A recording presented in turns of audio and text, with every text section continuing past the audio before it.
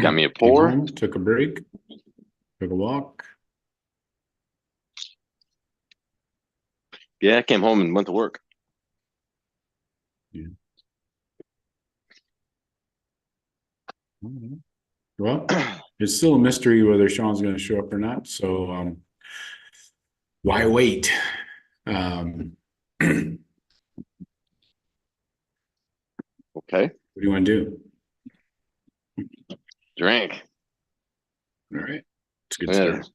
Yeah. I mean, I was probably going to try that Russell's 10-year. Yeah. I'm not a fan of Russell's personally, but well, Yeah. I haven't had it in a long time. Is that the one? I'm trying to remember when I had that. It's probably been 8 years, 10 years, something like that since I've had it. But where's that one from? It's Kentucky. Okay. Yeah.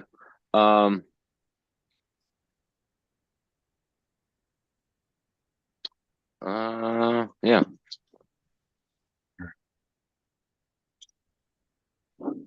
Yeah, it's a 10-year. 90 proof. Pretty good stuff. Russell's Reserve. Yeah. Anyways. So I was going to do a quick little news update here. We got just minor news going on. I also wanted to do a defense draft with just like a 3-round draft like we did last time with the offense, but with the defense. Okay. If Shawn's not going to be here, I'd rather wait until we can do 3 rounds, not just me and you, but makes sense. We also got to talk about the position battles. What are your top 3? We're going to get into that. We got 2 receiver positions open, by the way, so that's huge. Some people say so. Some people think there's only one. Okay, well, that's a conversation worth having then. Yeah, sure. And then what else? Oh, we could talk about the state of college football in general, with a lot going on where we're kind of counting the days until the NCAA officially crumbles, or at least until Ohio State leaves it, whether it's with the Big Ten and SEC or whatever. But yeah, and I haven't, and you have to lead that, Joe, because I don't know all the latest and greatest on that front. I know there's been some stuff the last couple of days that I just hear the talking of, the potential for that. It's a lot of rumor, really. Like nobody's really reporting. Yeah, my favorite. Yeah, nobody's really reporting like accurate. They said this. They said that. They're not doing this. They're about ready to leave. There's no hard deadlines or feedback. So I don't know. I'll be happy to comment though. Yeah. But so let's get into it. Let's start off with our guy, Tybus. Tybus is back. And I need to make sure that I can share the audio. That would be very helpful. Oh, Henry says he's out. Have a good show. Yeah. Shawn won't be here tonight, so it'll probably be a much better show. Hopefully he's live. Hey, pop in the chat if you got something to say. All right. So let's get into our guy, Tybus, and let's make sure we can actually hear him this time. Options. Sound, there it is. That's what we need. We need to share the sound. Optimize for video clip. There you go. Hi, my name is Tybus Powell, former Ohio State Buckeye and national champion DB. Welcome to the Buckeye Cast. These guys was born and bred in the Buckeye State, and they like to talk Buckeye football and drink bourbon. Subscribe to the show. Now pour up a drink and pull up a stool. Here's your host, Joe Warwick. Get him, Joe. All right, Tyvis. Yes. It never gets old. Never gets old. No. Pull up a drink and pour up a stool. I think it's how it goes. Something like that. Anyways, we appreciate everybody joining us tonight on a Sunday night. We appreciate everybody supporting us. You can support the show by super chats, going to the buckeyecast.com. Everything is still on sale there. Get yourself a shirt. And the video vault up and running.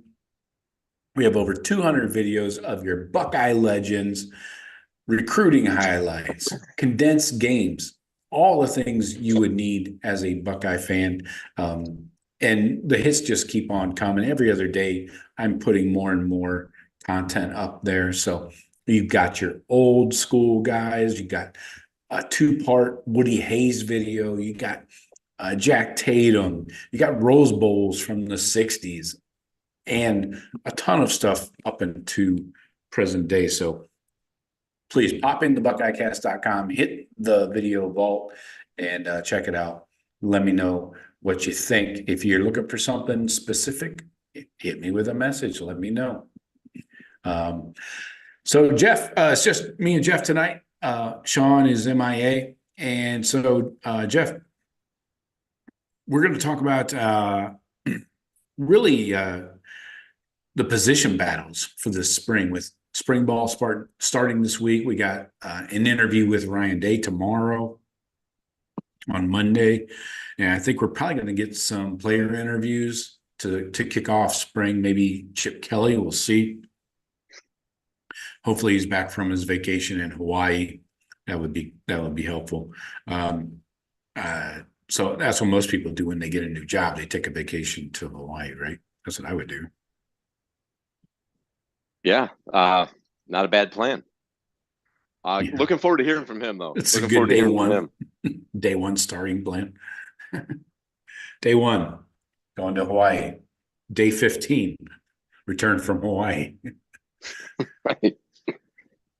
Unpack boxes, suitcase, whatnot. But anyways, I did want to mention, because Todd Fitch has been on the staff as an analyst for 3 years, almost exactly 3 years. And he has been credited by CJ Stroud, especially, as helping him get to the NFL and make him a better quarterback. So Todd Fitch is headed to LSU. He's been a senior advisor and offensive analyst for the Buckeyes since January 2021. So he's going to basically move to LSU and be in the same position, a senior analyst. He's the second analyst to leave the Buckeyes this offseason. Joe Philbin, you remember him. He was hired by the Las Vegas Raiders back in February. And then the Buckeyes also hired Penn State wide receiver Tony Johnson, yes, of the Larry Johnson family. He came in as a senior analyst in February as well.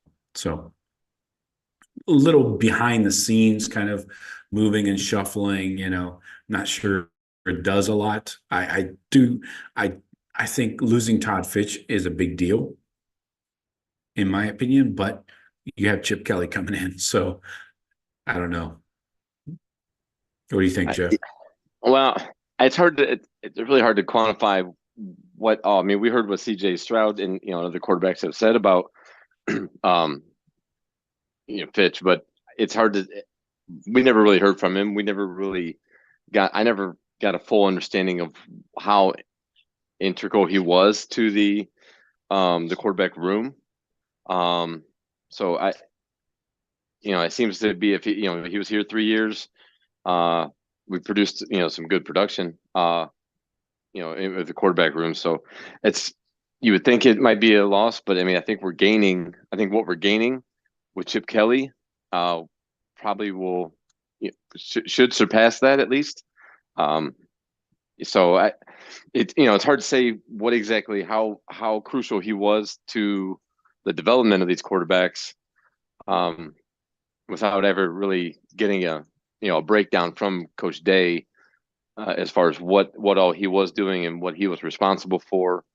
Or was he really just kind of kind of co-helping Corey Dennis, bringing him along and trying to Well, teach him I would as well as teaching say Todd quarterbacks. Fitch was more important than Corey Dennis because CJ never really mentions Corey Dennis. No, So right, but who did he spend more time with? Yeah, I mean, but you're gaining you're gaining a very well respected former NFL and Pac-12 coach. So From Ohio. Chip Kelly is a kind of I was revolutionary. talking about Fitch. Fitch.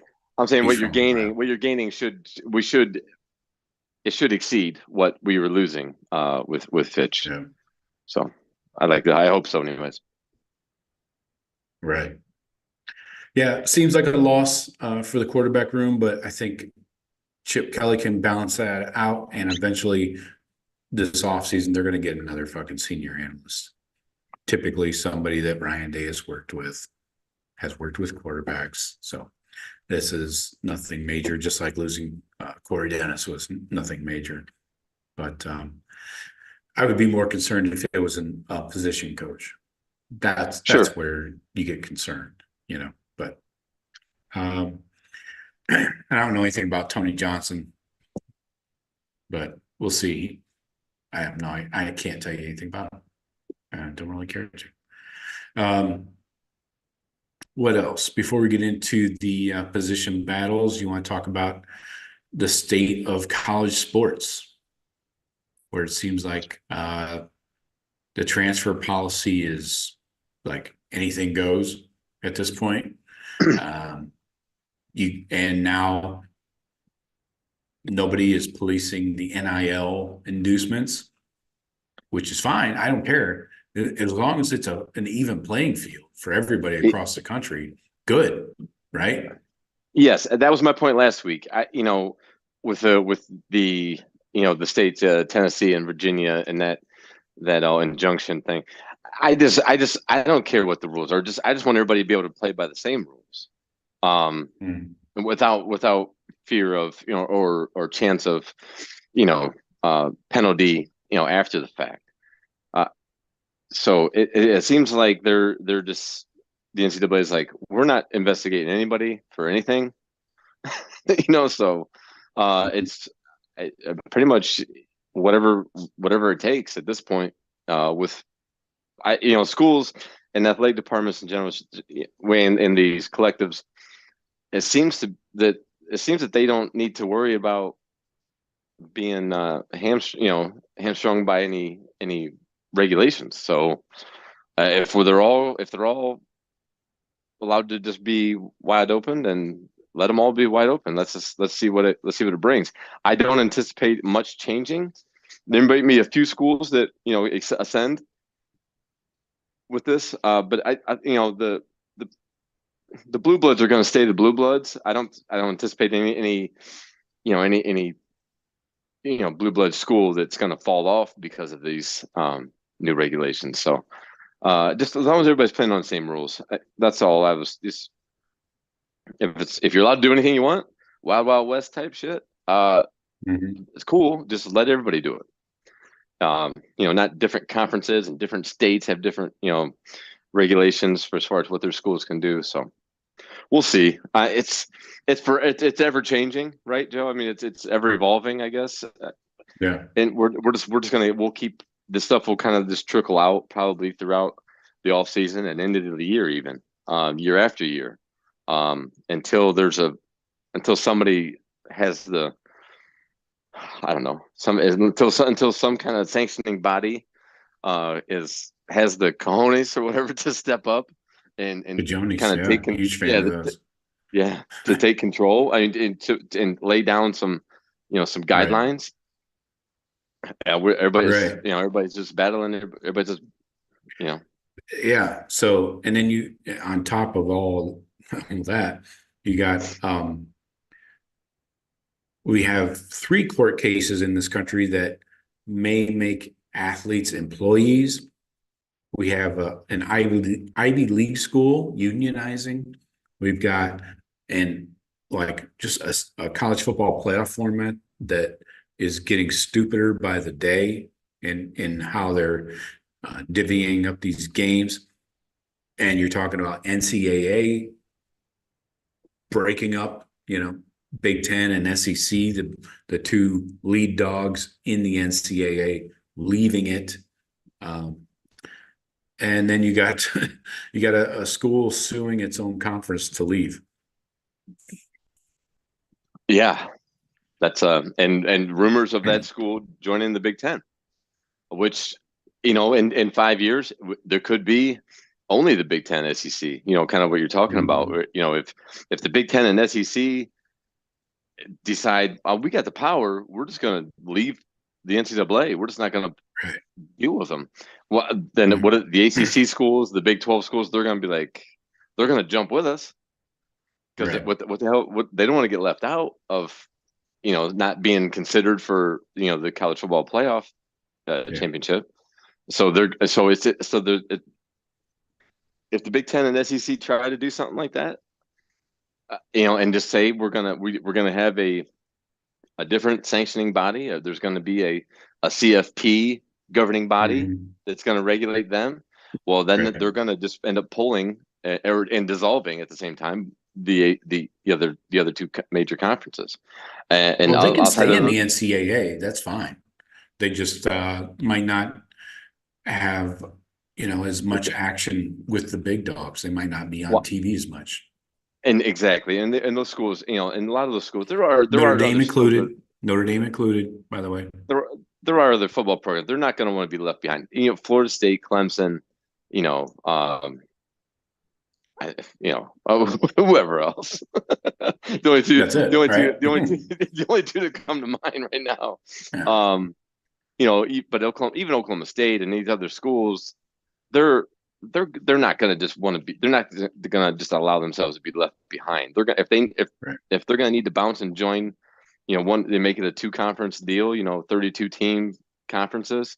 They will. They're not going to want to get left behind. They want to see the table as well. So they can have their own playoffs. I mean, it's the NFL. It's the NCAA or the NFC versus AFC. However label them, doesn't matter, but. This is the NFL. This is like I would say tier 2 NFL. 2 conferences, and I would honestly, I think that both conferences should divide up into even divisions. Add more teams to make those even, like 4 divisions within your conference. Add however many teams you need it. We need 2? SEC needs 6. Is that right? If my math is right. We have 18, they have 16. We have 18, they have 16. So SEC needs 4. That's easy. You got Clemson, Florida State out there, Miami, Notre Dame, boom. And then there's we 4. need a couple. Yeah, we need a couple more. We can easily scare up a couple dirt bags, Duke, whatever. There's plenty of way to get to this NFL model. And I think the NFL model for the Big Ten and SEC is the way of the future. I think that's the answer. Playing fucking Big 12 and ACC garbage, even Miami's hard to swallow at this point. But also you look at big schools. I mean, like a Utah, good football program. Certain years, they're always good. They're a consistent top 20 team year in, year out. Yeah. But there's years where they got, they can hold their own. So I mean, Utah would be a great team to have on a schedule. It's like a Wisconsin. Yeah, I got no problem with that. That's an Iowa, not really an Iowa. You say Iowa. Iowa's a good team. They just, you think of Utah probably wins more games on average per year. Definitely more interesting to watch. Better offense, at least. And you look at a Colorado with Deion. He might not be long for that job, but he's going to bring them. If Deion were to stay there, he's going to bring them to respectability. But Jeff, they don't even their over under for this coming season is only like 4.5 of team wins. So I'm not sure that's happening anytime soon. Well, and he's going to have to change his mind. I mean, with these transfer portal stuff, you can't. Yes, you can't bring 20 to 30 guys in every year in the portal and just recycle and change out. It's 5.5 officially. 5.5 Right. wins. That's your over under. So going 500 is a win for Dion in Colorado. Yeah, I just meant in general, Joe. Some of these, these schools that are respectable schools, Yeah. Even a BYU, an Arizona State, Oklahoma State, Kansas State, any of those type schools can be, year by year. Yeah, they're not going to battle for the national title, but they're filler. They're good filler. Yep. Yeah. A lot of the SEC is good filler. We talked about Wisconsin and we mentioned Wisconsin, Iowa. They're filler. You need filler. Well, look at Ohio State's schedule coming up this year. We've got the first 3 weeks are garbage, like not even Big Ten not even teams. filler. Yeah. Then week 4 is a garbage Big Ten team. So I think you could, if you wanted to, you could add a couple of garbage teams to the Big Ten. That's your filler that you need, Yeah. But regardless, we really don't play a lot of tough teams in the Big Ten. No. Now with the West Coast coming in, we've got a couple more. I don't know if Washington's going to maintain their status. I doubt it. UCLA, garbage. USC, I don't know. We'll see. But USC is a blue blood that's going to have, with NIL, and if Lincoln Riley stays there, he's going to keep them competitive. They're going to be a school. They're going to be able to pull. Right. How many games they win last year?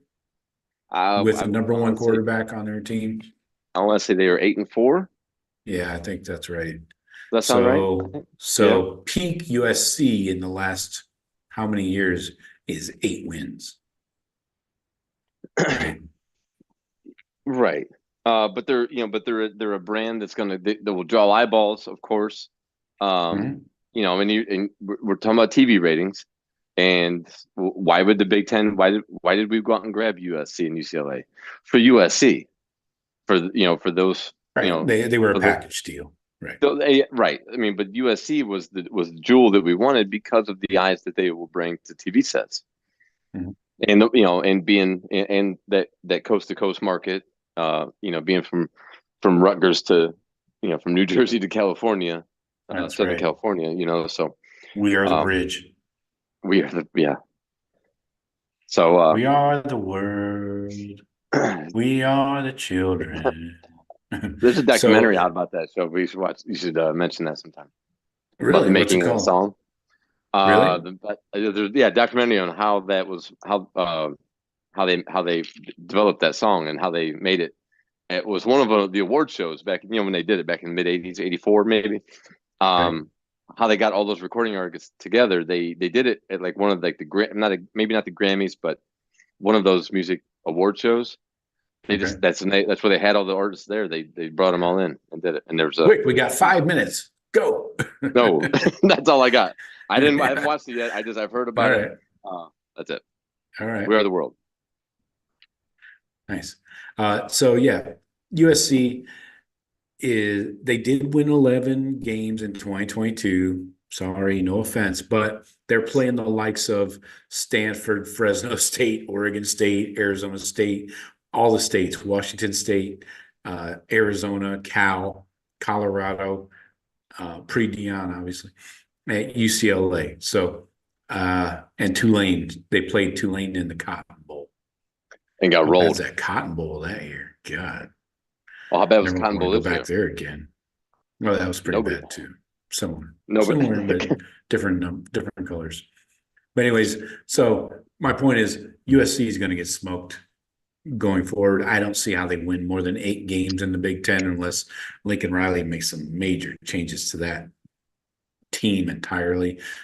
We'll see what happens with that defense, but I was just focusing on that for a second. But yeah, there's a lot going on in college football, a lot of moving parts and pieces, a lot like this Ohio State roster and this depth chart going into spring.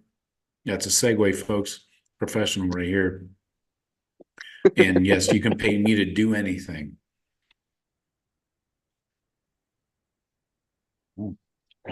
Careful, somebody's gonna take you up on that offer. It's too late. You said anything, Joe? Well, I got Right. I got this bar mitzvah when it come entertain. Yeah, exactly. So yeah, a lot going on in college football. We're going to get into our position battles here. So I tasked Jeff and Shawn with giving me their top 3 position battles heading into spring, since it kicks off this week.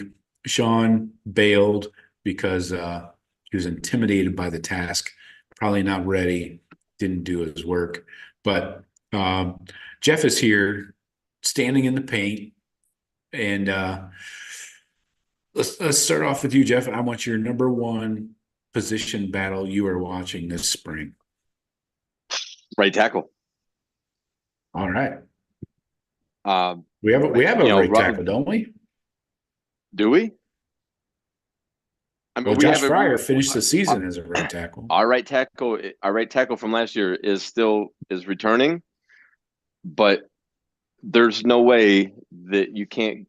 There's no way that the performance was not at a level where you can't have a competition for that job this year. I firmly believe that the coaches feel that right tackle is up for competition. It is up for grabs. It has to be. I coming out of that Cotton Bowl, I thought that all 5 jobs would be open, should have been open coming into the spring. It seems to be that our left side of the line seems to be pretty cemented, I guess, with Simmons and Jackson at left guard, left tackle. But with the guys that they've, with those second year guys and those third year guys coming up, that has to be an open competition. Shabola, Montgomery, and Fryer, maybe between the 3 of them for the 2 of those, the right guard and right tackle spots. Yeah. I'll focus just on the right tackle. I'll leave the other one open for you if you'd like. Sure. But I think this spring you really have to get 3 or 4 guys hard looks at that right tackle spot and see where you're going to be when you open fall camp. The offensive line, it held us back more, I think, than our quarterback play did last year in certain key situations. So that's a pissing contest right there.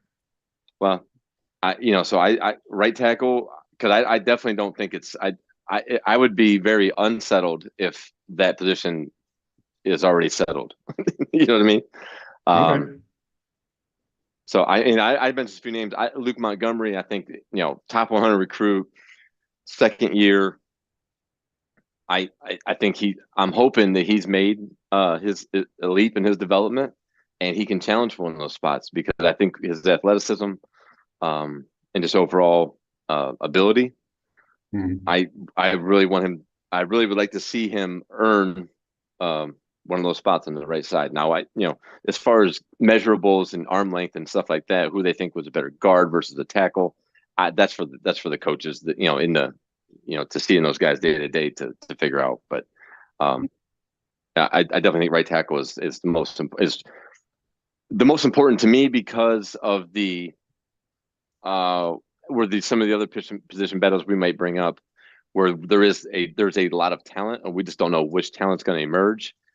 I'm not as sold on the talent level at that tackle position. So somebody needs to step up, and somebody needs to have shown great improvement from last year. Okay. Interesting. I was going to pull up some grades here, because I actually have a related top 3, and mine is focused on the right guard, but it's affected by the right tackle, and could affect the right tackle position as well, because it'll be interesting to see if Josh Fryer sticks, like you were saying, sticks at that right tackle, right? I mean, that's really the point here. We're talking about, we have an open position, at least one here. just looking at the board. Your right guard, Matt Jones, went off to the NFL. So you got from left to right, your returning starters anyway are Josh Simmons, left tackle, Donovan Jackson, left guard, center up in the air. That affects the right guard position probably, with McLaughlin coming from Alabama, Hinsman, assuming he's returning. So yeah, is Hinsman an option at right guard? If they brought in McLaughlin, you have to think that McLaughlin's with the number of career starts he has at Alabama, at a program like Alabama. He's not coming from, San Diego State like Simmons or a MAC school or something like that. He's coming from Alabama with 27 career starts. I think he's in the 20s, I believe, career starts. You would expect you would just assume that he was brought in to solidify that center position. But then to your point, is Hinsman with the right guard's the only one that left. Matt Jones is, so you have Hinsman and Fryer, and two starters from last year, but also the second and third year guys coming up. Mm-hmm. that supposedly were in battles last year. Makowski, Tegra Cibola, Luke Montgomery, to name a few. Right. You have to think that they have to make that open competition, or those guys are going to feel, well, we might as well just get out of here. If they're just going to stick with the same guys, and they're not going to let us compete for the job. What the fuck are they? What are we doing here? We'll get a mass exodus after spring ball in the portal, and we can't have that because of depth. And that's an area that makes this offensive line even more open to change. Is if somebody is in the portal after spring ball that is whether it's a right tackle prospect or a stud left tackle prospect that you say, okay, we can bring him into left, move Josh Simmons to right, something like that. Who knows? I think almost all cards are on the table at this point. I don't know if they want to go shuffling too many guys around. I don't think they want to move Josh Simmons unless they absolutely have to. But looking at last year's pressures, just on passing downs, Josh Fryer allowed 13. He allowed 5 sacks, 3 hits, 5 hurries. Josh Simmons did allow 15 pressures, but only 1 sack. Big difference. Donovan Jackson, 1 sack. Matthew Jones, no sacks. Hinsman, no sacks, but he did allow 17 pressures, so led the team there. In my opinion, Hinsman got bullied most of the season. He had the worst grades, like by far, on the O-line. Just to run through it here. Pass blocking, Josh Simmons, 71.9, so call it a 72. I'll round up for you. So 72. Josh Fryer, a 69. Nice. Donovan Jackson, 73. Matthew Jones, 68. Carson Hinsman, 42. You hear that? 42. And we brought in the starting center from Alabama. That's what I mean by that's what I mean. Like, yeah, it's a pretty clear answer to that, to that problem. I think with McLaughlin at center. And I would make the argument that Hinsman actually was bad against mediocre teams. He had a 17 against Michigan State. A 50 against Minnesota. An 8.9 against Notre Dame. Yikes. Now, I'm not saying they're a garbage team, but still. So I think it's obvious where the hole is in the middle and who's being replaced. Therefore, I'm going to go with McLaughlin as my starter at center. So that makes your right guard maybe a little bit of a battle between Hinsman. I like Tegra Shabola in that mix to compete. I like Josh Fryer sliding down, and I want Luke Montgomery to get plenty of looks at right tackle. Since you were just saying you want to move Josh Fryer out of there, I want to move Luke Montgomery in there. He's much more athletic. But you got to give him looks. We got to give him a fair shake here. Can't just go writing people in Sharpie. And at the guard, you got Tegra, Luke, Hinsman. It doesn't matter. I don't know. Luke could work at guard. I think eventually his position is tackle. So theoretically, Luke could be in the mix at guard if they're fine with Fryer at tackle. But at guard, you got Tegra, Luke, Hinsman, and assuming McLaughlin is your center. So I think it's a three-man battle, and I'm not sure Hinsman's going to hang around, honestly. I think being benched for that Cotton Bowl game was a serious message. And it was funny, after the game, Ryan Day said, without being prompted, he said, Carson Hinsman hasn't played his last game at Ohio State. Well, that's weird why you'd say that when nobody asked you if he did. They just asked you why you didn't play. So he said Carson Hinsman hasn't played his last game at Ohio State or something. That's really a weird comment to make. That tells me that he was definitely in the doghouse, and they weren't just trying to get Matt Jones one game of tape at center. No. And we'll see. We'll see how that develops. I mean, I want them to because spring right now is the time for them to try different combinations and see who works better at guard on, in the one-on-one drills, who works better at tackle, how they work together, get some cohesion between the five together, and if Montgomery, if Shabola plays the best right tackle in spring and Montgomery plays the best right guard, well, then let's start fall camp with Montgomery at guard and Shabola at tackle. Let's get it determined here in spring, so we can start fall camp with the starting five, in place, and go from there. While building experience in the backups. If Fryer, he should not be just given a spot like, oh, he got beat out at right tackle, so we're just gonna move him to right guard. No, he's got to be one of the best five. I don't give a shit who the best five really are. Right. I know who I'd like to see, but I want it to be proven, whatever the combination is. But it needs to be the best five.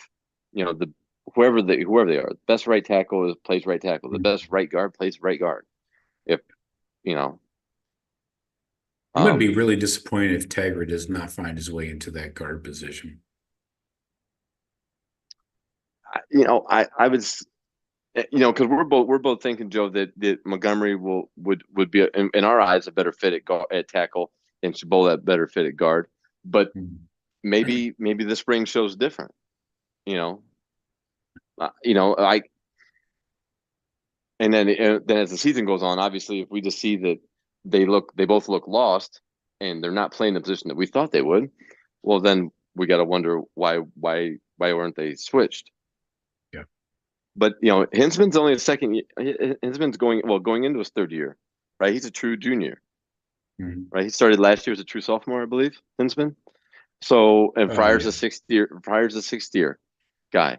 So it's it's going to be interesting to see. But both those competitions, right guard and right tackle, need to be fair and open, and I'm sure they will be. And they have to be. So we'll see.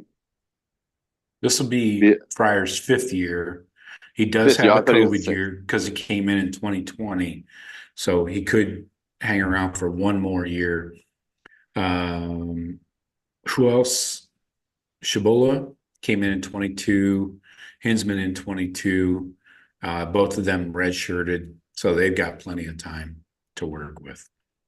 It got Hinsman did 2 redshirt. more Okay. years after this season. So, all right. So that's the right side of the O-line, really up in the air.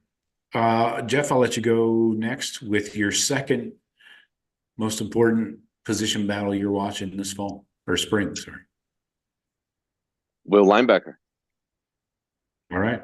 That's a good one. You know, it seems to be potentially 2 5-stars working at that spot. You know, if we're anointing Cody Simon to that middle linebacker strong side. Yeah, we run a 4-2. Folks, we will get to your questions and comments in the chat. Sorry, I'm not trying to leave you hanging. We will get there. We're just trying to lay out our top 3 positions we're focused on for spring. But yes, we will get to your comments. Go ahead, Jeff. You know, we run a 4-2. So I mean the when it's considered the Mike and the Will, I mean it's strong side, weak side, pretty much. I mean, you're only running 2 guys. Usually when there's a middle, that means there's a guy on the other side. But you know, that's maybe built for our slot corner, or what they say our third safety, however they classify the defense. But Cody Simon pretty much is that strong side linebacker. That's by every comment from every coach that has been asked Middle. about it. You say middle? The middle, they say middle, but we only run 2 guys at linebacker, so right. There's a strong side, weak side in my eyes. So when I say strong side, I mean that Mike. Well, when we go to to 3 linebackers, though, that changes. So that's why I stick with middle for Cody. Okay. True. What's middle? Yeah. Right. Yeah. What fulfilling Eichenberg's position, it seems to be almost in Sharpie, Cody Simon, barring, of course, Right. health wise. 100%. Yes. So that will weak side linebacker,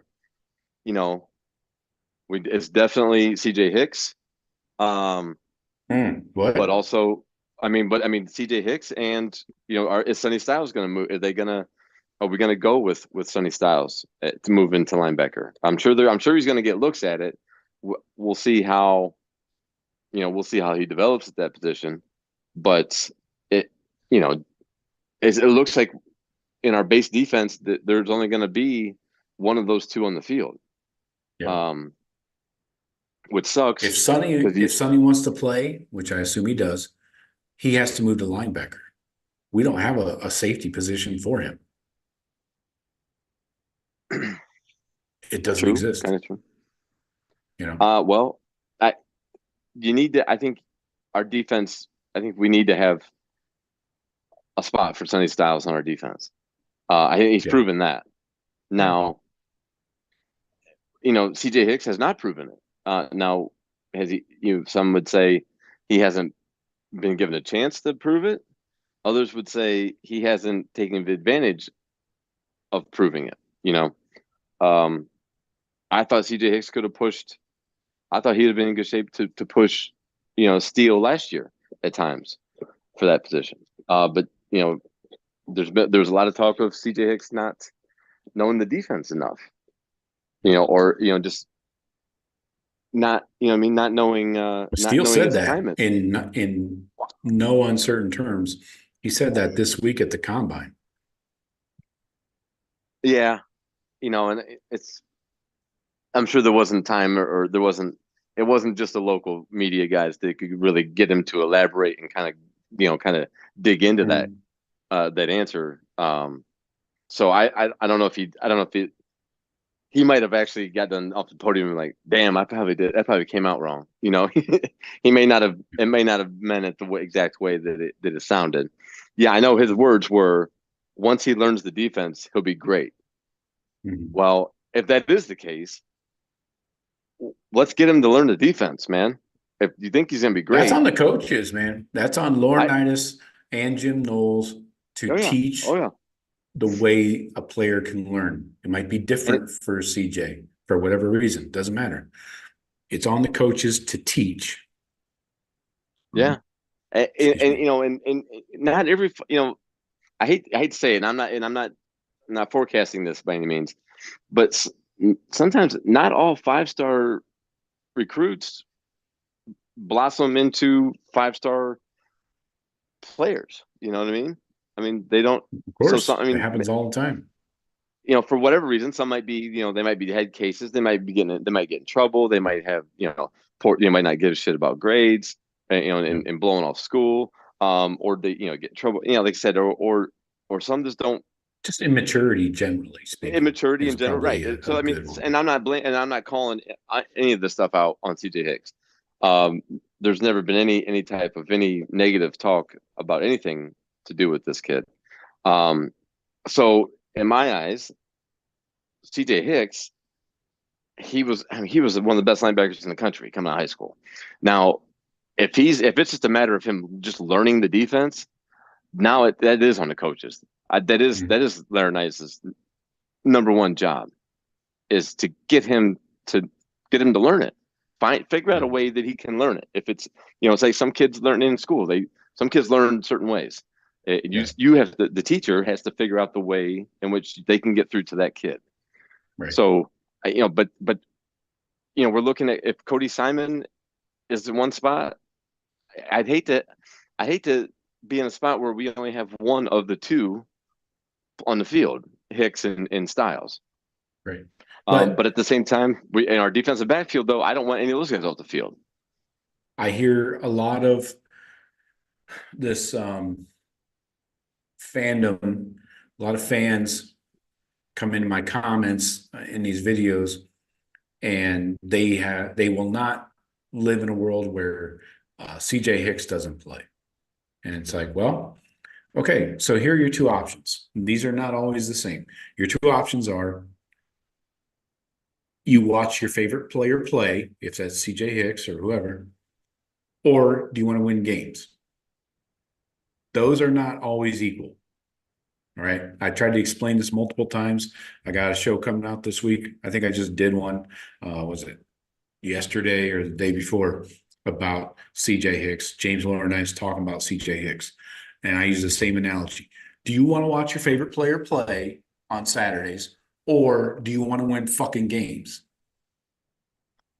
If the player does not know the defense, you can't put him out there. You can't. I don't care who it is.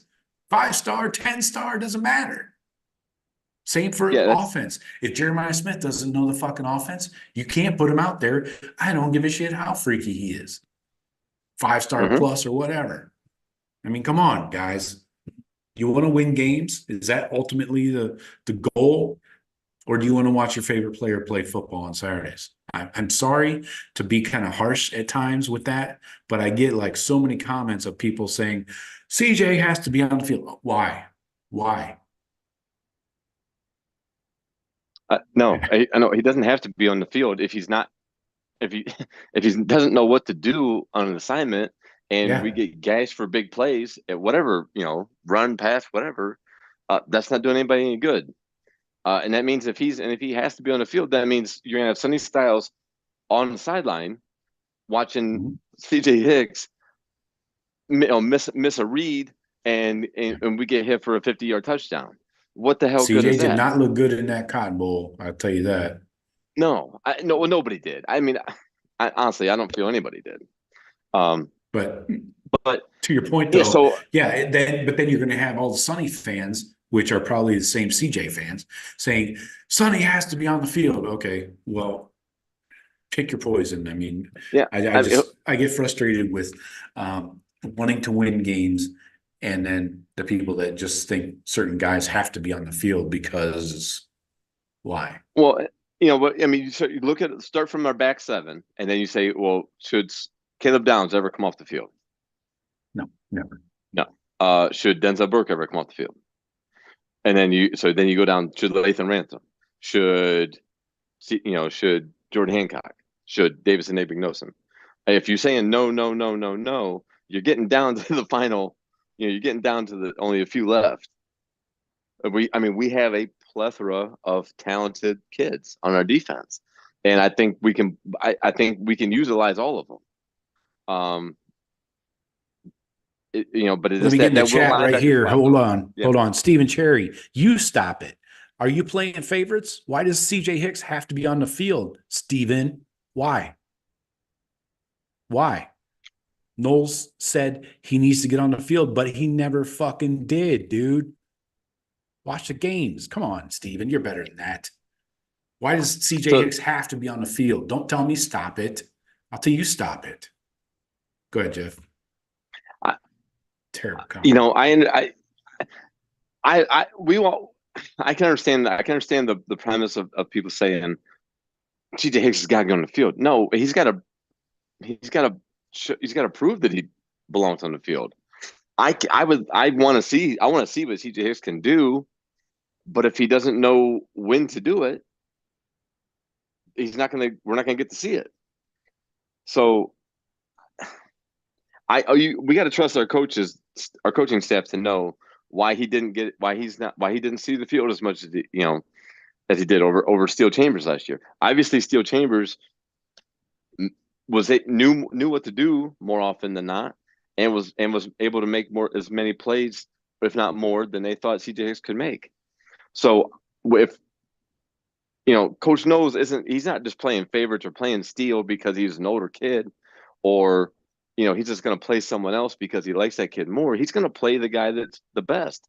I'm sure the coaching staff wants CJ Hicks to ascend and be, an All-American level linebacker. But at the same time, they're not going to do it to the detriment of the defense or the team. So I don't know. I hate to have a battle between CJ Hicks and Sonny Styles. Only one of those guys can be on the field at a time. But may the best man win. If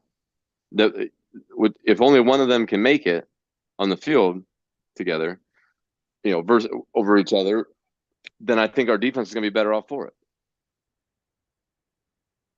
Yeah, I did lay out back in January an entire episode of the Daily Blitz about how they could both be on the field, but it involves in my opinion, bringing the jack position back, or giving CJ Hicks a singular role on, just a singular time he can be on the field, like third and long. Put him in as a rush edge. But that means you got to take Jack and JT off, one or the other. That's the point about the jack position, right? We're taking away an NFL caliber defensive end, but or a D tackle if the jack actually replaces a D tackle, which will make sense, I think, in a lot. I think if you slide JT inside and then have, say, a CJ Hicks coming off the outside of a JT, and then over to the right of him is Tyleek and then Sawyer. Oof. That sounds pretty cool too. And also, you look at these definite passing downs. The NFL has a lot of different packages. I mean, there's nickel linebackers and stuff like that. Think of a passing down where you have Sonny and CJ, with your 5 DBs. That sounds pretty nice too. You know what I mean? On those third and longs, like you're saying, Joe. That's that's a certain package. Those passing down, because Cody Simon, I would definitely feel better about Sonny Styles and CJ Hicks in passing downs, just be pure athleticism. In coverage, I would feel better about them two over Cody Simon. So you might see Depends lot on who they're covering. Yeah, I don't want Sonny Styles trying to cover a receiver. I'm saying with 5 DBs on the field as well. Right. Not taking any of those guys off, but then just having, have your 5 DBs that are our best 5, like we all think those will be. You're talking in a 12 personnel kind of set with 2 tight ends. Yeah, but if we're facing third and longs, or we're putting teams in a lot of third and 12s, third and 15s, where they're passing, and according to their formations, if we know they're passing, if we're going to have 2 linebackers on the field, it would be CJ and Sonny together. I think there's going to be room for a lot of that. I expect our defense to have the offenses in a lot of third and longs, so that might be a main package for us. Our base defense, though, first and second downs is going to be Cody Simon and the better overall weak side linebacker out of the 2 of them.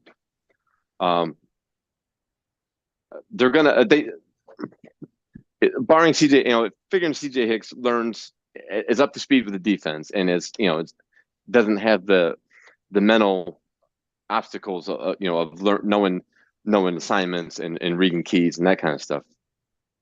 We're going to see a great competition between the two. So, it's going to be very important how that develops. It's going to be rare that you're going to line up with 3 linebackers.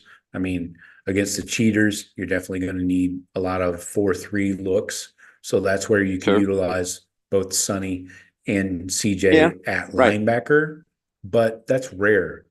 I mean, most of the teams we're playing, we don't need 3 linebacker sets. You got to stick with the 4-2-5 look. Yeah, and honestly, starting 11. I don't like taking Jordan Hancock off the field too often unless they pull their slot receiver off and bring in an extra tight end. Then yes, like that 12, 13 personnel that you would see from you would see like in old school Wisconsin or what Michigan would do. And that, like I said, so we're going to see a lot of guys. And it's all going to be based on, there's position group, there's groupings, personnel groupings according to what we're facing. I mean, we're not just going to run, right, our regular 11 and just have backups at those 11. Just as a whole, it's going to be based on what we're doing. If a team comes out with 5 wides, or 4 wides consistently, there might not be nearly as much Cody Simon in some of those games, Definitely. So it's going to vary. But you could say that your base defense against the cheaters would be different than your base defense against, like, I don't know, Penn State, who's running 3 wide. So it could be different. But all right, so will linebacker is a position we're watching, obviously. We don't really have an answer there. Actually, that was one of my top 3. That was number 1 for me. Yeah. So we're on number 2 for me. I'm going to go, who replaces Marvin Harrison at the X? We have 2 open wide receiver spots. Now, they move these guys around a lot. Like, they're going to probably move Emeka out of the slot occasionally, move him outside. He's played outside before, so that makes a lot of sense. And to get him more experience around the field in different positions. So who comes in at the X? We could talk about the Z as well for Fleming. We lost Fleming and Harrison. So what do you think? Who do you go with where? Harrison, obviously. Carnell Tate is more of a Harrison body type. So maybe that makes sense. I would lean. I was going to lean Carnell Tate there. Mm-hmm. Yeah.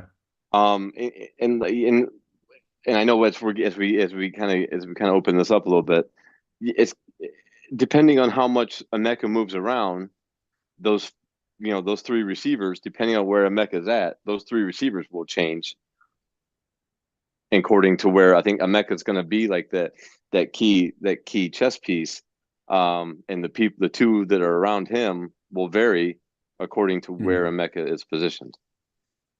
Right. But there's definitely one open position on the outside to work with.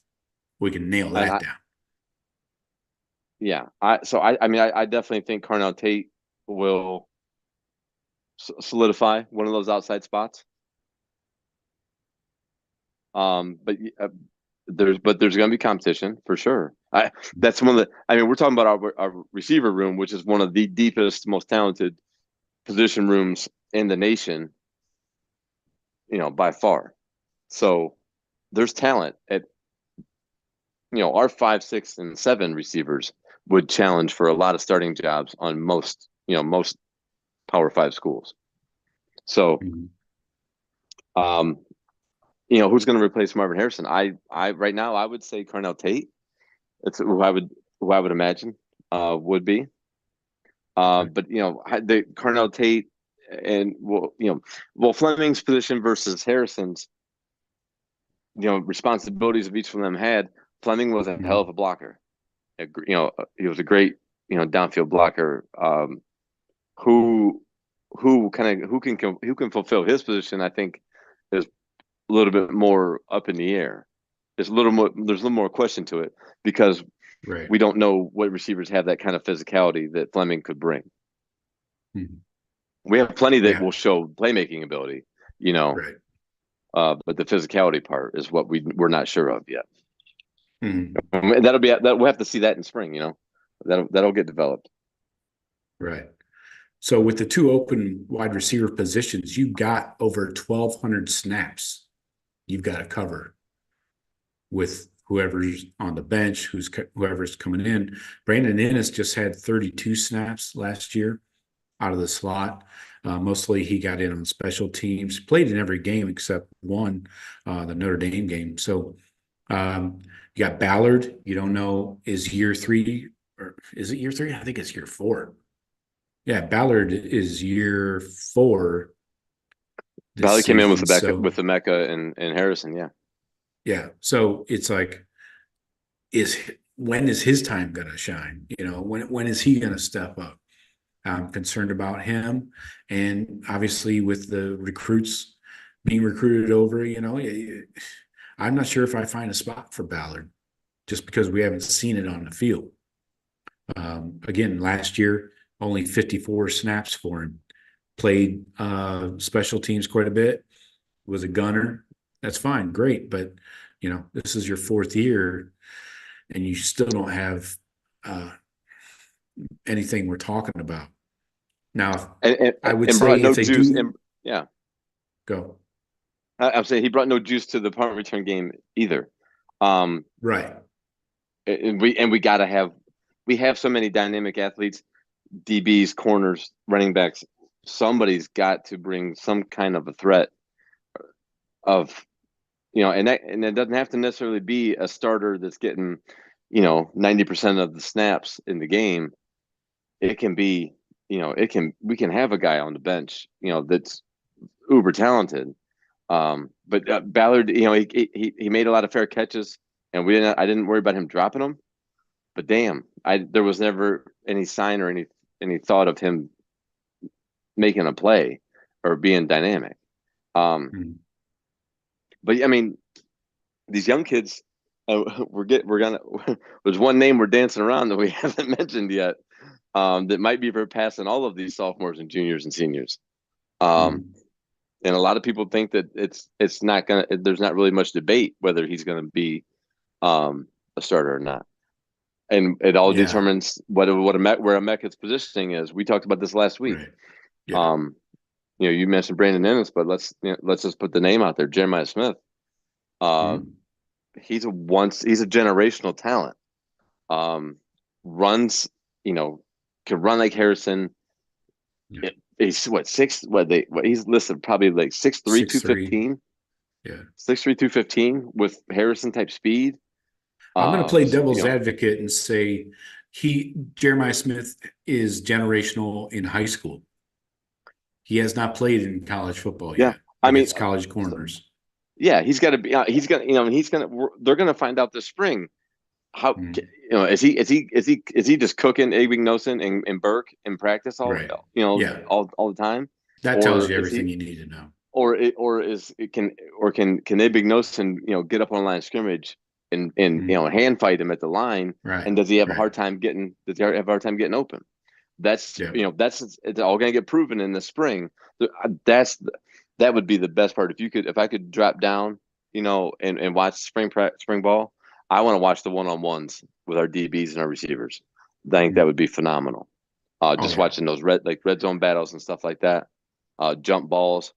So, we'll see if Jeremiah Smith can hold his own against our DBs, which are some of the best in the nation.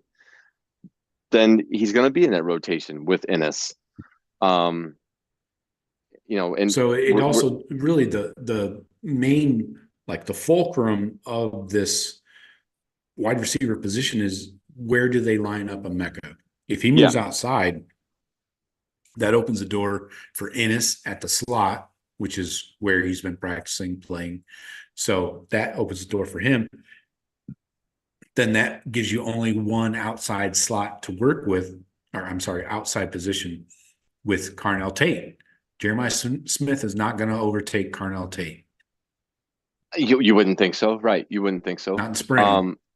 No, which is fine. We should, everybody should be okay with whatever whatever three get on the field. Every Buckeye fan should be completely happy with whatever three are, because that means they beat out some really good fucking players to earn one of those three spots. You know what I mean? If Brandon Ennis becomes, is one of our three starting receivers consistently, I'm gonna feel great, because he probably beat out Jeremiah Smith, who was or everybody he beat out is a 4 or 5 star. You know what I'm saying? So you're gonna be happy with whatever three start, because you're gonna know they didn't have it. They didn't have a cakewalk to that starting position. They earned it. Over some other really talented play guys. The best three, no doubt about it. There's no question. And this could be a year where, in some years, like he always says he wants to have 6, but last year it looked like last year we played pretty much 4. Now with Emeka, but injuries, you can't plan on injuries. But as we're talking this out, Joe, we know there's going to be injuries to certain guys at certain times. I mean, look what we dealt with Emeka last year, with JSN the year before. You know what I mean? You might have Emeka had 450 snaps. Xavier Johnson filled in for him when he was injured, and plus got his own snaps. He got 239 in the season, so that puts you at almost 700 snaps between the two of them. So you got to have a fourth man in, and this coming year, maybe that's a Ballard, a guy that's been around, and all these receivers are cross-trained at every position. That's what kind of hamstrings a Jeremiah Smith who's just coming in. He's not ready to be cross-trained at every position. He's probably learning one position right now, and maybe gets to 2 and 3 positions later, in fall. And how soon that happens, it could be like if week 1 of the season, Jeremiah Smith gets 20 snaps. By week 10, he might be getting 50 snaps, and it could be at a multiple different positions. If maybe Brandon Ennis, because a lot of these guys are very similar in size. Ennis is a good build guy. You can't just consider him just, playing in the slot as just a slot receiver. You think of a 5'10", 190 pound or 180 pound guy. He's 6 foot, these 6 foot, 200 pound guys, 6'1" guys, they can play inside and out, like a JSN could. So, does Brandon Ennis and Carnell Garrett Tate Wilson did. and Emeka, Garrett Wilson, do these three, could you run a Brandon Ennis and Emeka and Carnell Tate out there and have almost Emeka and Ennis interchanging inside and out per play, per route concept or whatever, I think we are in that kind of position where we can do a lot of multiple things without getting too in the weeds with it, so we'll see. So you figure Emeka's going to be a starter, and I got to say Carnell Tate is going to continue to strive forward. I think he takes one of the outside spots. I agree. Yeah, and so then then there's Ennis, there's Jeremiah Smith, there's Jaden Ballard, Keon Grace, but only one guy can play. Yeah, it's that receiver spot is going to be that's definitely, I would say, the third most. But you can't just throw a young guy out there just because he's young. You got to know he's going to have to doing. That's the problem. Again, going back to the CJ Hicks conversation, you can't just throw a guy out there because you like him. Or he was really highly he was really highly rated, so we got to get him on the field. Know every play. He's got to know his position, and I don't know. That's all. So right. Well, but we're saying we're saying the same thing, Joe. Like it's going to be a good battle. It's going to be an interesting battle because you have multiple talented guys fighting for that spot, like our Will linebacker. There's 2 5-stars. There's 5 stars and high 4 stars battling for those 2 receiver spots. So it's going to be a good position at a good battle at both of those positions because of the depth of talent fighting for it. Right. Yeah. Again, do you want to watch your favorite players play, or do you want to win games? Yeah, like I said, I'm going to be happy with whatever three receivers get out there because I'm going to know those three balled the fuck out and proved that they're the three best because I know that the three behind them are really good too. And if somebody goes down, you're not going to skip a beat, right? Exactly. So you're going to feel real confident. Same with the corners. Same thing. What do we do? Like 2 rounds so far. So let's do one more round. Give me your third position battle you're watching. I probably have the same one. Is there a third one? Yeah. Is there another? I'm not gonna. Do we need to go quarterback? Do we need? Yeah. Really, what's left is quarterback, running back, tight end, running back. There's kind of a position battle. I'm gonna go tight end, Joe. I will go tight end. I will go tight end because I think this is gonna be. I think bringing in it's a little murkier than even our center position, where we brought in a transfer guy, an older experienced guy in a portal. But I don't think it's not the same. I don't think Skronik, is that how we say his name? Who? The guy from Kaczmarek, not Skronik. I'm sorry. All right. I think no. Over. You're breaking up pretty bad.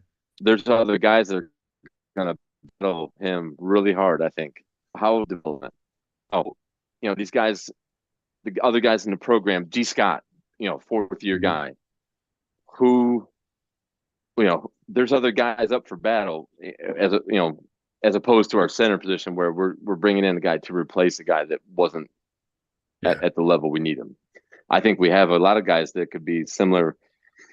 I think it's a pretty even job. I think we have tight ends that do certain things really well, who can put it all together and do them all at a high level. So I don't think it's a given that Kaczmarek is going to be the starter. Jelani Thurman has all the talent in the world, but can he hold up the blocking? Will G. Scott just ascend now in his 4th year, above all of them? So there's a lot. I think there's a lot of factors. Yeah, and looking at the snap counts, Cade Stover really dominated the snap counts at tight end last year. He had over 600, even missed a game in the season. G. Scott just 350, Royer 44, Patrick Gerd, the walk-on 39, Jelani just 24. So if the Buckeyes want to go with more 12 personnel this year in the running game, and press the issue there, they're going to need a lot of production out of G and Kaczmarek. Kaczmarek's good. He's experienced, but nobody is a passing threat in this tight end room at all. I think Jelani Thurman probably would have the most potential for that. Maybe. He's going to have to leapfrog G. Scott and Kaczmarek. And G. Scott was a damn near 5-star receiver out of high school, so you would think he would be like the number one passing threat. But we saw him in some H-back stuff. And Gerd played a lot of some H-back stuff. So the tight end spot I think is going to be really interesting because we don't know. We haven't seen enough from Jelani Thurman. You hear the insiders talking what they see, and they think this dude, just athleticism out the roof. Is he that guy down in the red zone that jump ball guy? That this is going to be a monster like a Jimmy Graham in the NFL, or is Kaczmarek is he going to be more like a smash tight end? Just a huge blocker. Well, I don't know if I don't know if any of them. Well, I don't know. His receiving really stats do. are only 20 catches in 2022 and 22 in 2023. Under 300 yards both seasons, 2 touchdowns last season. So And so what do we think the coaching staff will see in him to bring him here? What were they looking to do with him when they were, when he got in the portal, and they're like, yeah, that's the guy we need to fulfill blank. What role are they wanting him to fulfill? That's going to be interesting just to see between the three of those guys. I think it's really just down to those three. But Patrick Gerd saw the field last year. He had, more snaps than a high 4-star freshman, Thurman. So, but really between those three, who's gonna excel at what aspects of the tight end position? The blocking versus the route running, the big play making, that down the middle of the field type stuff. Who can do what better, and how are we going to use and utilize all of them? I think the tight end position will be real interesting. I'll be interested to see how it develops. How each of those guys develop and show what use they're best at. Yeah, I hate to say it, but PFF grades are not great for Gerd or G. Scott. But that's not everything though. PFF grades aren't everything. Well, I'm looking at run blocking, which is 50% of their job. G. Scott was a 42.7. Gerd, he only had 7 games where he was in 39 snaps. Are they going to look at Thurman? Is Thurman going to be a better run blocker, or is Kaczmarek going to be a better run blocker? Who are they looking at to do what? It'll just be interesting just to even know, let alone, it'd be interesting to see what they can get out of each of them. Really don't know. Let me find out what's going on here with Kaczmarek, because it's a good question. Run blocking. We saw something in him. Our coaching staff saw something in him to bring him in here. So, he's solid. 69.4. So if 60 is doing your job, he was a 69.4. That's really good for a tight end. Honestly, it's better than all of our tight ends. It's better than our linemen. Better than some of our linemen. It's true. At run blocking specifically, yeah. So, that's what I kind of thought. Without seeing any tape on him, that's what I kind of thought they were bringing him in for, which is what I thought we were. What I thought we were lacking was that run blocking tight end, with G. Scott being more of the receiving tight end. I would, just with his pedigree and his background, but we don't know really the changes, how these guys actually have looked physically from the end of last season to now. Hopefully Jelani Thurman has made huge strides.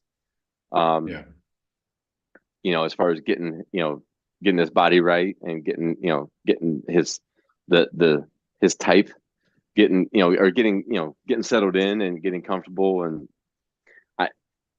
it seems like he's super athletic, so I would think that he would be more of the more of the pass catching threat. But it's gonna, the tight end position will be interesting. It's not going to be. We're not going. You got to have two that are starter quality. Sure. Right. So it's not just a one man position. So, and I think to me, I think potentially we should have 3 this year with 3 with that ability, with that starting capability. Yeah. Because they're not bringing Kaczmarek in Kaczmarek wasn't brought in just to be a depth filler. He was brought in to challenge for time. And I honestly think they should go get another one out of the portal, to be honest. Bennett Christian was suspended for the entire year with the PED suspension. We don't know what we have with him. We have to assume exactly. That we have. But what if this guy? What if he starts flashing, Joe, in spring? They're like, wow. Christian's kind of. I'm just saying. Just showing that he can. That's a nice to have. Right. But like you said, can't bank. They're gonna but the coaching staff knows they know a lot more than we do right now, what they've seen so far. But I will pile on just a little bit more. The 2 freshmen won't be here till summer. Yeah. I was gonna say at tight end, you can't assume they're going to play at all this year. So we're looking at so we've named 4, and Gerd would be we've named 5 outside of the 2 freshmen. So but Witten's probably for sure going to redshirt. So we're not counting. We're not counting on the working with freshmen as far four as tight production. ends. Yeah, you're working with 4 tight ends in a world where you're going to play some 12 personnel. Right. One guy you haven't even seen on the field in a game. Yeah. So, but we'll see how that development goes and what we start hearing about spring practice.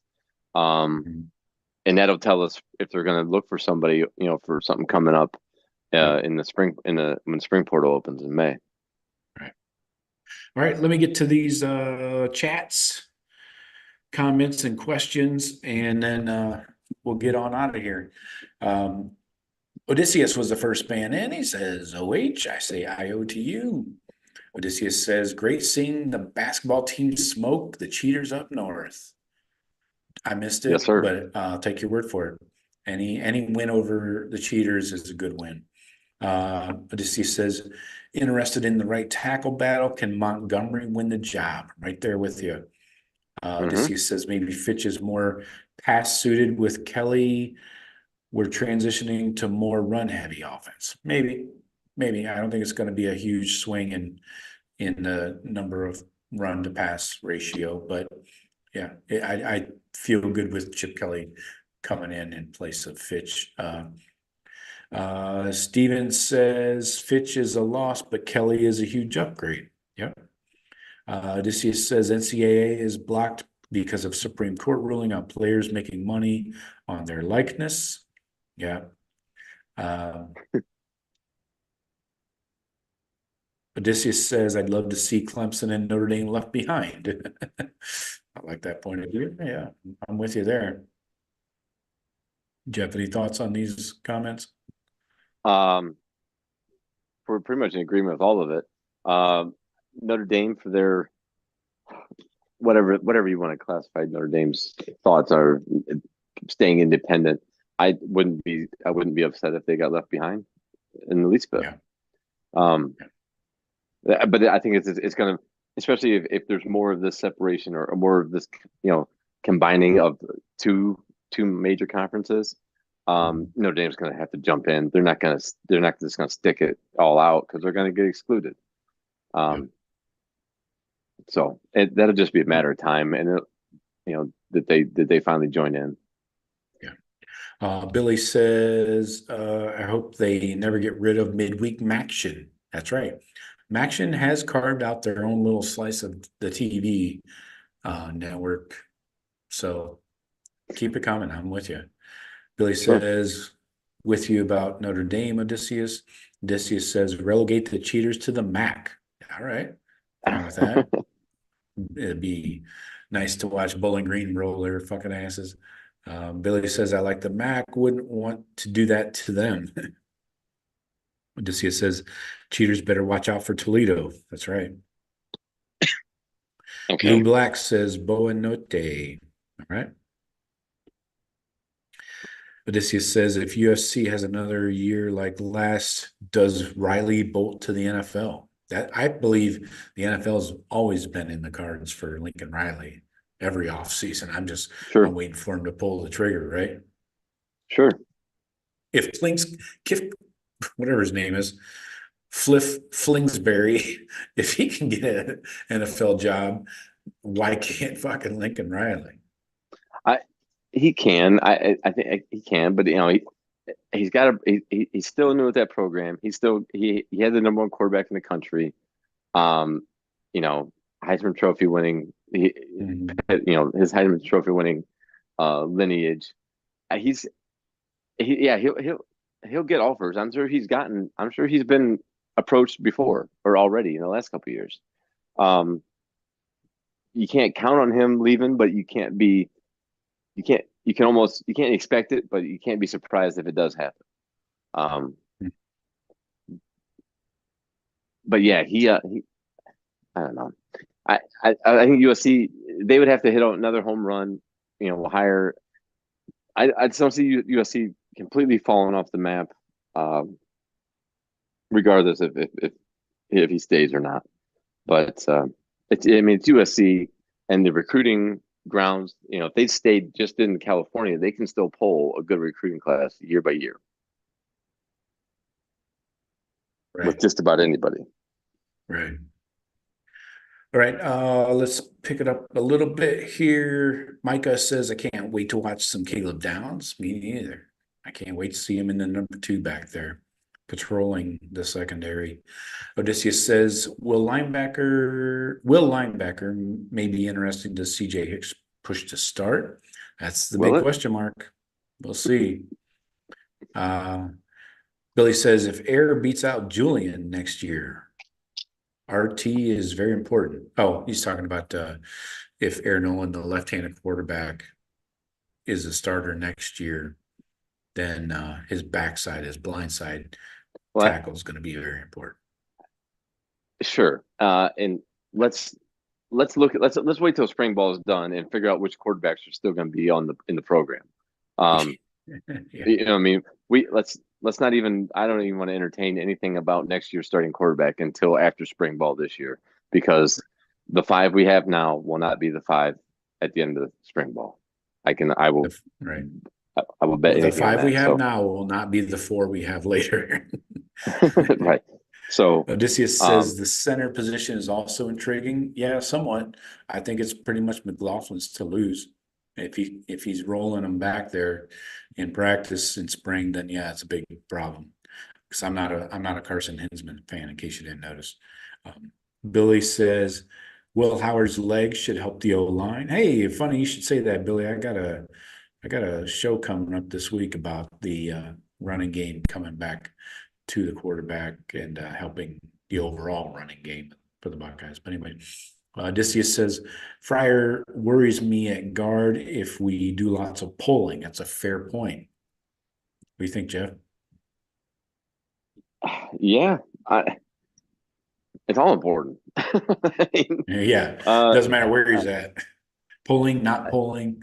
Yeah, pushing. We got to be able to run the ball when we want to run the ball, and we got to be able to protect and pass pro, when we need to pass the ball. It's all relative. It's all important. What Chip Kelly's scheme will be, and what his scheme. We know if you went back and just watched all of Chip Kelly's offenses over the last 10 years, none of them have been at the level of talent that what he'll be dealing with this year. So that scheme may, combined with Ryan Day's offense already, we don't know exactly what it'll all look like. He's going to, I expect between those two guys to implement the best use of the talent we have.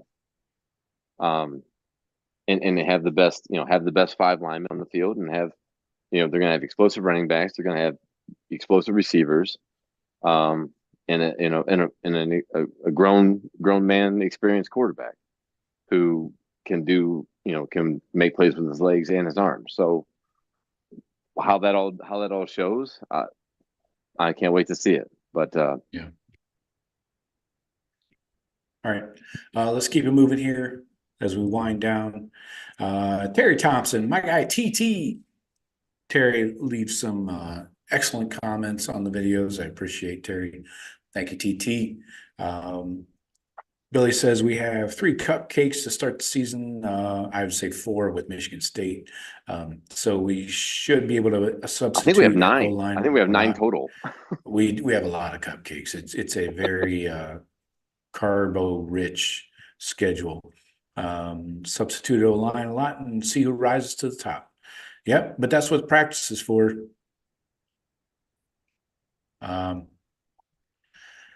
Terry says, who does everyone think gets the right tackle spot?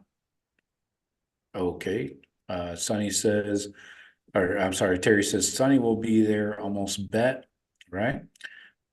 Terry continues, he's got to be on the field, period. Okay. Well, Terry says, agreed. Odysseus says we really need to maximize our roster and build depth. Feel we haven't for 3 years. Okay. That's another discussion for a long day. Terry agrees with that. Billy says Sonny would be ideal to move everywhere on the field, a la Micah Parsons.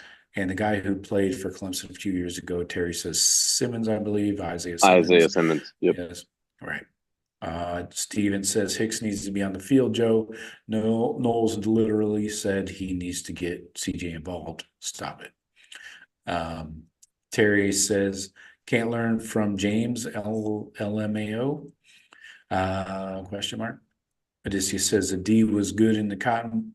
What? D was good in the Cotton Bowl. Was the offense that was a mess. True. I mean, I think didn't look good. I'll tell you that. Billy says, easy, Joe. All right, Billy, I'll go easy for you. Terry says, yes, it was another game that the defense tried their best to keep them in the game. The offense was a shit show, to say the least. True. Go ahead, Jeff. I'll let you chime in quickly. No, I agree with a lot of that. But and we're not factoring into there's going to be some injuries. And we just know that you can't plan on them or try to decide where or figure out where they're going to happen. But they're going to happen. So that may also cause our guys to some, especially in the safety positions, to move around. Lathan Ransom, if he's healthy and he recovers 100% from his injuries, he definitely deserves to be on the field at all costs. I think he's very vital to the defense. But there's a possibility what if he doesn't come back 100%? What if he's not one of the two, that best deep safety or the best safety at his position, because he's not, right away back at 100%? Is Malik Hartford, Mm-hmm. or is Sonny going to fulfill that spot? And then maybe that changes once, if it just takes him a little while to come back longer, and get back up to where he was. Right. Is Sonny the best option to fill in that spot until he gets back? Or is it a Malik Hartford spot, or is it, someone else? Is there, so we can't just guarantee, you can't just automatically say that, well, yeah, Lathan Ransom, should never be off the field. Well, if he's not 100%, if he's not what he used to be, then yeah, there's reason to talk about him not being on the field all the time. I hope to God he comes back, better than ever, and there's no drop off. But that's a second big injury he's had to his legs. You know what I mean? No matter what age, that we don't know. You don't know exactly how people come back from that. We all hope for the best, but I'm the coaches that are there and the strength staff, they're monitoring that day by day, and so they're going to have a firm grasp on that. So if we start hearing about certain guys being worked in at certain spots, it could be a reason, health wise. Right. Yeah. All right. Moving on here as we wrap it up. Billy said we're just going to have to trust Knowles and Laurinaitis on this. Yep. That's what I was just getting at. Really. Probably the authority. And Ryan Day at the end of that rope. Billy says it's a long season. We're going to need to get everybody off the field a little bit. Yes, definitely. You're going to see guys maybe taking a week off, load management style like the NBA. So don't be surprised there. And obviously handling blowouts. I've been harping on this for play depth. We have the depth. This is a year with the schedule we have, with the talent we have, the depth. This is a year where you play a lot of young guys. You get a lot of guys, a lot more snaps, a lot more even snap count numbers. Not a big drop off from two starters and then to the third and fourth guy, but maybe a more gradual. Terry difference. Says if the coaches are truly smart, they're evaluating the entire roster, understanding immediately what these guys are great at, what needs help. Yeah, we have. I think we have one of the best coaching staffs in college football. We should have full confidence in that coaching staff to do what's right. I mean, if we don't always agree with it, there's a reason they're doing it. They know more than we do. Yeah. Odysseus says our linebacker coverage cost us versus the cheaters. Their tight end was their offense. All right. Odysseus says Tate at X, Egbuka slot, Smith the Y. What? Why? Why? Why? I think he Why? meant Z. Yeah. I hope he meant Z. Anyways, and then Ennis, the fourth wide receiver. Steven says the days of not playing your young talent early are gone. Play them or lose them. All right. Steven says Downs started as a freshman and dominated. Okay. Not everybody is fucking Caleb Downs. Let's this is not apples to apples. Billy says Jelani for tight end. Yep, he is a tight end. Odysseus says ideally G and Jelani develop as blockers. Kazmarek can be the solid blocking tight end. Yeah, I believe Kazmarek is brought in for his blocking ability. I just touched on his stats. Not super impressive with his 20 catches a season. So yeah, Kazmarek, G Scott, Jelani being your third, probably your third tight end. But all right. Great show, everybody. Appreciate the lively chat and the disagreements. Steven, I still like you. I appreciate your comments. Thank you for watching and always being here. I just have a difference of opinion when it comes to playing guys that don't know what they're doing. Very simple. But no offense. None taken. You're welcome. Jeff, appreciate you. And Jeff's gone. All right. I didn't know. I was just talking to myself for a while there. All right. Anyway, talk to you guys later. Go Bucks. Jesus.